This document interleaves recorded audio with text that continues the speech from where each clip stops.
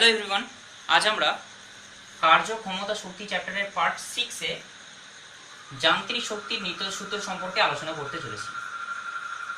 তো যান্ত্রিক শক্তি কী সেটা আমরা আগে থেকে জেনেছি, যে কোনো একটা বস্তুর গতির জন্য অথবা তার অবস্থান বা আকৃতি পরিবর্তনের জন্য সেই বস্তুটা যে পরিমাণ শক্তি অর্জন করে তাকেই বলি যান্ত্রিক শক্তি। ইহা কয় প্রকার? দুই প্রকার, এক হলো স্থিতিশক্তি, একটা হলো গতিশক্তি। তো যান্ত্রিক শক্তি সম্পর্কে আমরা অনেক কিছু জানি, কিন্তু নিত্যতা সূত্রটা কি এখানে সেটা বোঝার চেষ্টা করি। ধরে নিচ্ছি একটা বস্তু যার ভর হলো এম, সেটা এ বিন্দুতে স্থির অবস্থায় আছে। এখন যখন এই বস্তুটাকে ছেড়ে দেওয়া হবে তখন সেটা ভূপৃষ্ঠে এসে পড়বে। ধরে নিচ্ছি ভূপৃষ্ঠে এসে এই সি বিন্দুতে এসে পড়লো, আর এ থেকে সি এর মধ্যে উচ্চতা হলো এইচ।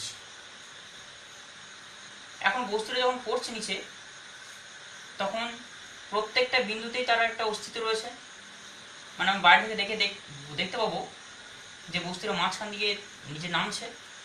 তো ধরে নিচ্ছি যে কোনো মুহূর্তে বস্তুটা মাঝখানে যে কোনো একটা বিন্দু ধরি বিতে অবস্থান করছে, যে কোনো একটা মুহূর্তে। এ আর বি এর মধ্যে দূরত্ব ধরে নিচ্ছি এক্স।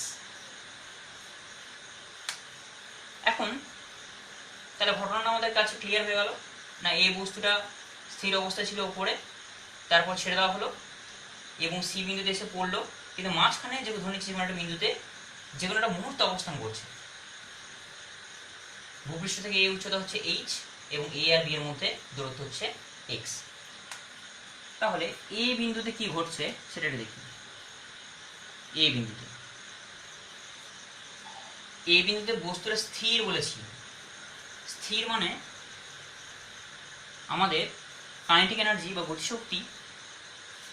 গতিশক্তি আমরা কি জানি? Half M V square. বস্তুটা যেহেতু স্থির তাই এর ভিটা জিরো। তাহলে হাফ এম ভি স্কোয়ার, এখানে ভিটা যদি জিরো হয় তাহলে 0 ইন্টু এম ইন্টু হাফ মানেই জিরো হয়ে যাবে, মানে আমার গতিশক্তিটা শূন্য পাচ্ছি। এই বিন্দুতে এর গতিশক্তি শূন্য। তাহলে স্থিতিশক্তি কতটা আছে? ইপি শুনেছে এম জি এইচ। ইপি শুনেছে এম জি এইচ। তাহলে এই বিন্দুতে আমার মোট শক্তি কত? এই বিন্দুতে আমার মোট শক্তি হলো mgh প্লাস 0। এই mgh প্লাস 0 শুনেছে mgh। তাহলে বস্তুটা যখন এ বিন্দুতে রয়েছে,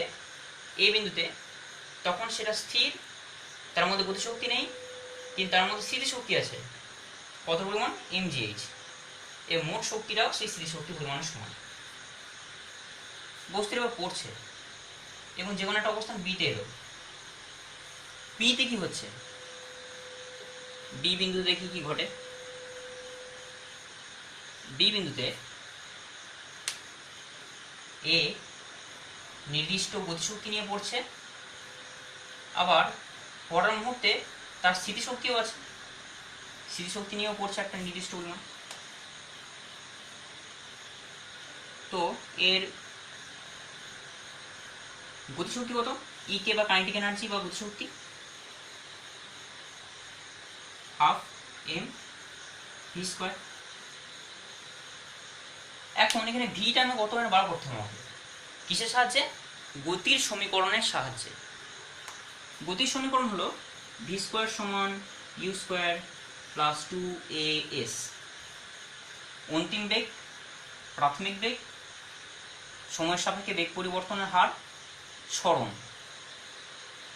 এখানে অন্তিম বেগটা কত? এখানে তো শূন্য, যেটা এখানে ভি সমান 0 বলেছি। তাহলে প্রাথমিক বেগটা শূন্য, মানে এখানে ইউটা হলো 0।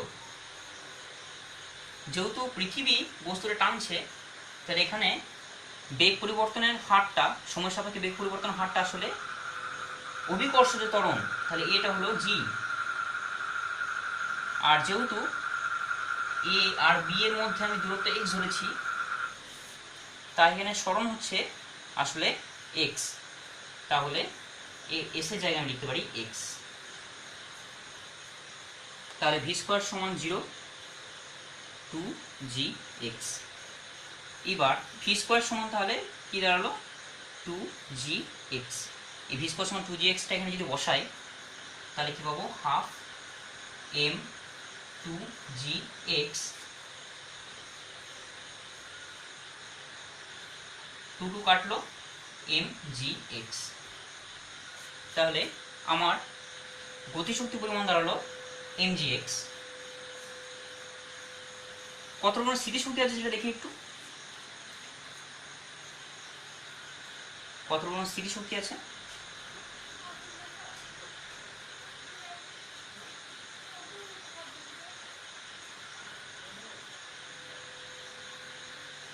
স্থিতিশক্তি হলো ইপি সমান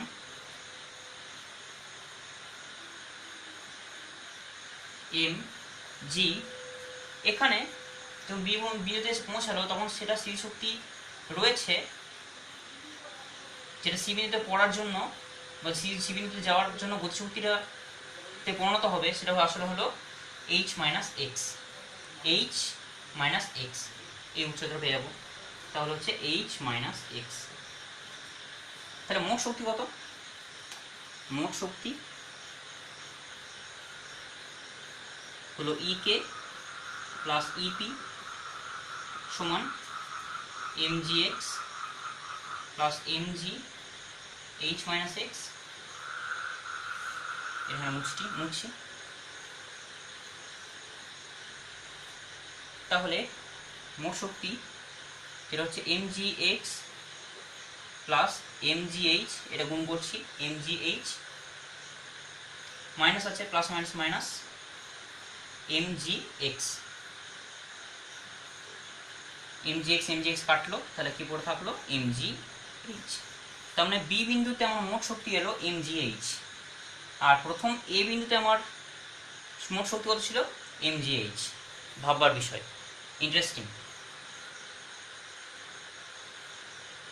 এবার সি বিন্দুতে কি ঘটছে সেটা একটু দেখি।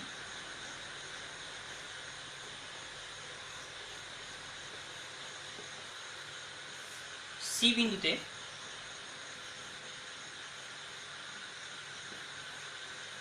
বি বিন্দু থেকে যখন সি বিন্দুতে আসছে তখন একটা নির্দিষ্ট গতিবেগ নিয়ে আসবে এবং সি বিন্দুতে একটা বেগ থাকবে। তখন সে বেগটা ধরে নিচ্ছি ভি ড্যাশ বা ভি প্রাইম বা ভি ড্যাশ, যে কোনো কিছু বলতে পারো। তাহলে এখানে